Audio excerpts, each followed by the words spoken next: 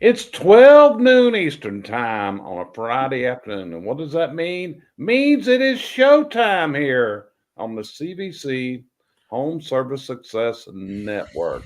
Brought to you every week and produced and presented by the CVC Success Group team. And we appreciate you being with us today. If you're here on the live, hey, feel free to make comments and add in. And if you're watching this on the replay, hey, that's fantastic. Last week, believe it or not, we had our best replay we've ever had. We had over 20,000 viewers of our last show. So, hey, we're getting out there on the replays. People are watching us pretty heavy, and we certainly appreciate that support. And we are CVC Success Group. We're here to help you in any way we can with your systems, your operations, your training, and everything. But anyway, the topic for the day is, are you ready for showtime? And what do I mean by are you ready for showtime? Well, come Monday, it is that one holiday that is like a firecracker that lights a fuse for the chimney and the fireplace and the vending industry, and that is Labor Day. Labor Day is always when the telephone starts to pick up and everything starts booming, moving along. So I was having a conversation with a client yesterday and kind of going over where he was, and he told me about everything he was doing to be ready for this coming season. Inventories have been checked, stocked in, and had a system for ordering all together. All his trucks were set up, ready to rock and roll, no breakdowns planned. Everything's been serviced and ready to go. So that's kind of what we mean today by showtime. Do you have the business ready to rock and roll in the busiest time of the year when actually you're going to have more work probably coming in than your team can handle? It's going to be a system of overload. Is your office ready? Is your systems in place ready to rock and roll? So, Josh, you went through this a lot of times.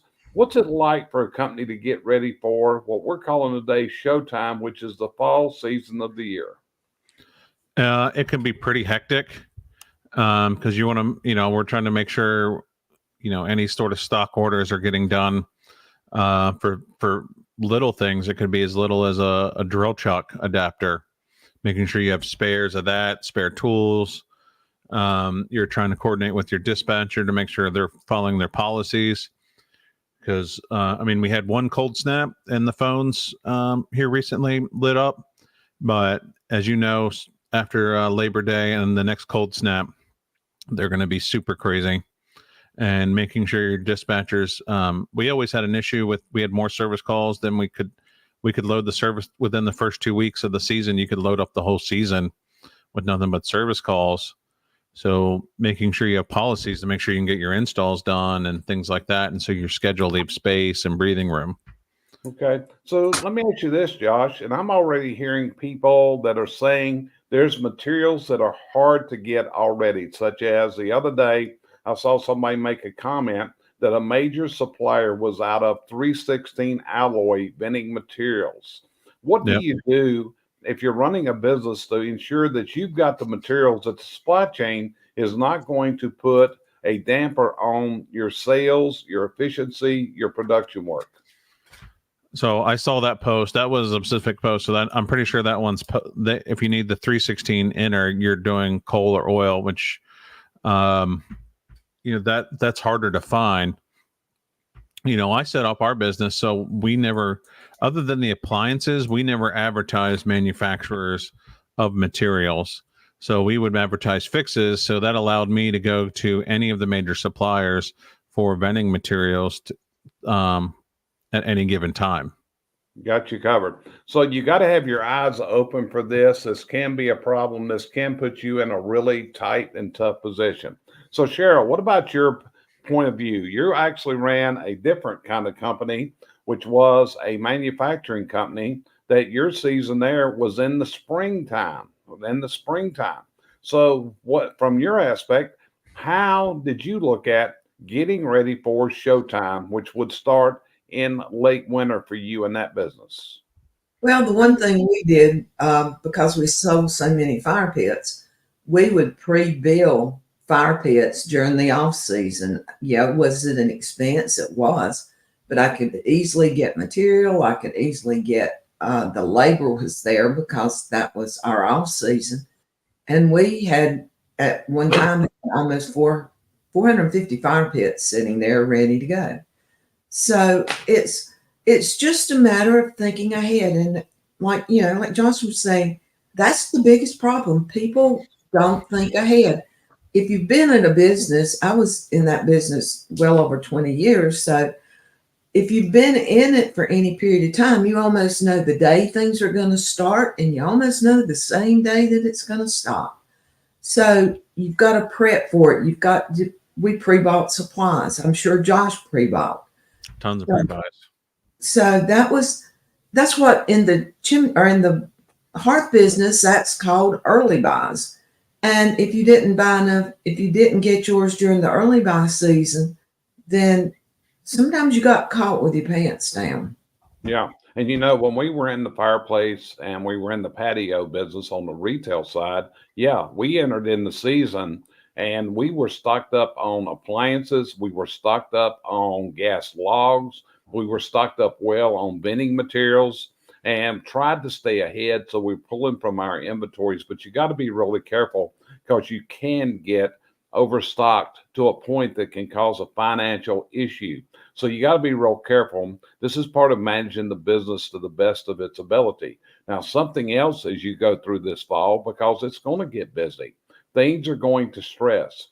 And one of the things that I advise people to do is, what is the problems that you're going through this year that you don't want to repeat next year? Right now, I'm going to encourage you that starting next week, if you're not doing it now, you need to be tracking and measuring every mistake that happens in the business. And you need to start tracing it from cause to effect and coming up with the systems that are going to prevent that reoccurrence in 2025. Josh, you're a systems guy. You spend a lot of time putting together systems. We were just talking about that before we went live today. So what do people do? How do they get this together to build the systems that they need to keep their business out of trouble? Well, I think what you just said is what I would do. Every time there was a problem, I would triage it, and I would come down to, did we have a system? Did we, and was the person trained? And what could have been prevented? Did what happened? Those are sort of the things I would always do every time. And then every time that happened, if I didn't have a system, then I would write a system. Yeah, and that was one of the things we've always professed and we've taught. Anytime there's a mistake, anytime there's a problem, there's three reasons. Number one, you don't have a system. Number two, the system is wrong. Or number three, someone simply didn't follow the system. But when that one happens, you got to go deeper. Is it because they weren't trained well enough to follow the system, or did they just absolutely positively refuse to follow your system? What's happening out there? So, Josh, do you look at it in the same way? Absolutely. Did we not have a checklist for that? Did we not have a decision? I like those, what they call them, hierarchy trees or decision-making trees. I had a lot of those. What led to this thought process? And if they said the word assume, then my blood pressure went up. Yeah. And another thing that you always created was a lot of flow charts. Let's tell people what a flow chart is, because this could be a missing link that could be causing them problems. So just for example, like in the retail store, I would have your qualifying questions. Those are the words I'm looking for. All right. Are they looking for wood, pellet, or gas? And then I would go to a wood. Let's just say they chose wood, and then wood insert. Okay. What is important to the customer? Maximum heat output? Is it decorative? Is it emergency use only? How much space are they using?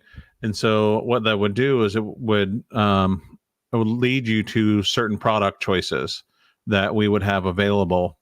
And I would do that for gas inserts, gas fireplaces.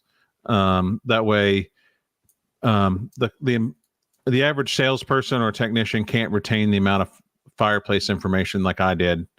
So what that would do is going to say, okay, for this application, they want a modern fireplace and existing pump out. Okay, this Napoleon BL42 that would fit what you're looking for. Yeah. So I had pages and pages upon those for that reason, just because we had so many brands, and the average person just can't keep that straight. Yeah. So let me go into this wording that I've got and the phrase I use. It's showtime. Are you ready for showtime? Let me give you a little history where that comes from. Cheryl and I had a coach we worked with for a period of time. His name was Scott McCain. And Scott did some fabulous presentations. In fact, he recently won an award, the Caveat Award, for the top speaker in the United States. And Scott's input was very valued to both Cheryl and myself.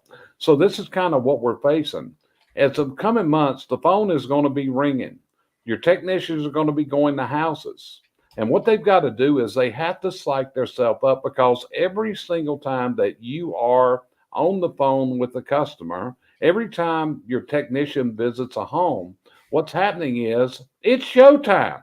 So part of what you got to do is get your people where they are ready for showtime at every opportunity. You got to answer the phone with a smile on your face. You got to be willing to understand your customer. You got to be willing to understand the customer so the customer can believe in you.